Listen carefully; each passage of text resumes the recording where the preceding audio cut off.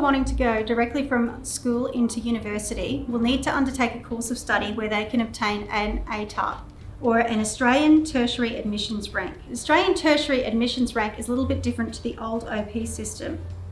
In this case, the calculations are now done by QTAC. Previously, these were done by the Queensland Curriculum and Assessment Authority. The Atar is a little bit different. It's not a score, it's a rank. That means that if you achieve an Atar of 95, you have achieved a better score, or you have achieved better than 95% of students in the state. Because this is a percentile and it's based on individual students within the state, typically there are only 31 students eligible in Queensland to achieve each Atar. Atars range from 99.95 and continue downwards all the way to 0 in 0.05 increments. Students who achieve less than 30 will not receive their score on their senior certificate. Instead, it will state that their Atar is under 30. To be eligible for an Atar, students have a number of options of study available to them. Their Atar will consist of the results from their 5 best general subjects, or their 4 best general subjects and 1 applied subject, or their 4 best general subjects plus 1 Certificate 3 diploma or better. English does not have to be one of the student's 5 best subjects, but a student must achieve a satisfactory result in any approved English study program to be able to achieve an Atar. University prerequisites will usually determine which level of English you will study. One of the big differences with the new Atar system is the use of an external exam for all general subjects. The purpose of the external exam is to ensure that there is comparability of senior subjects both within and between schools. This means that an A at Ignatius Park College is the same as an A at any other school in Queensland. The idea is to make sure that students of similar skill and achievements receive the same Atars regardless of what school they attend. The external exams occur in Term 4 of Year 12 and they last for 3 weeks and 2 days. All students who are undertaking a general subject, whether you are eligible for an Atar or not, must sit the external exam.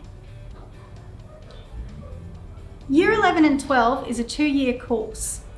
This means that students will actually complete all of their learning across the 2 years, not in Year 11 and Year 12 discretely. Students will commence at the beginning of Year 11 with Unit 1. Unit 1 will cover Terms 1 and halfway through Term 2. In Week 6 of Term 2, Grade 11, Unit 2 will start.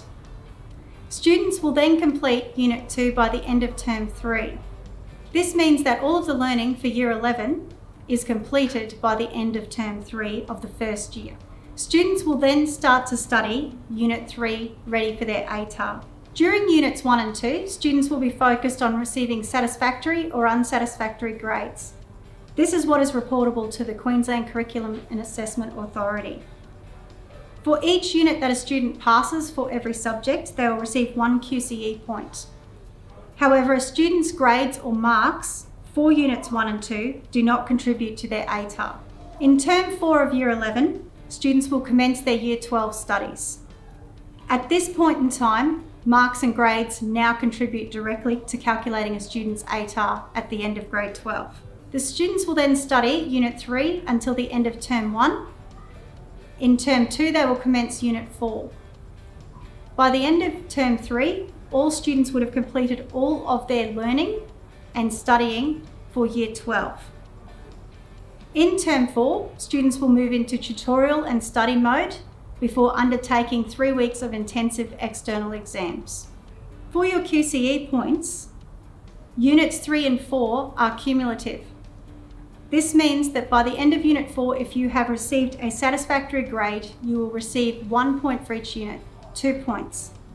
If, however, you do not get a satisfactory grade, you will not receive any points. In the new Atar system, not all subjects are equal.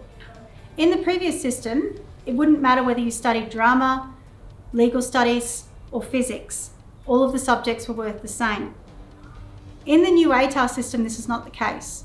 Some subjects require a greater use of skills or a higher level of knowledge or applications of mathematics or other areas of study within them.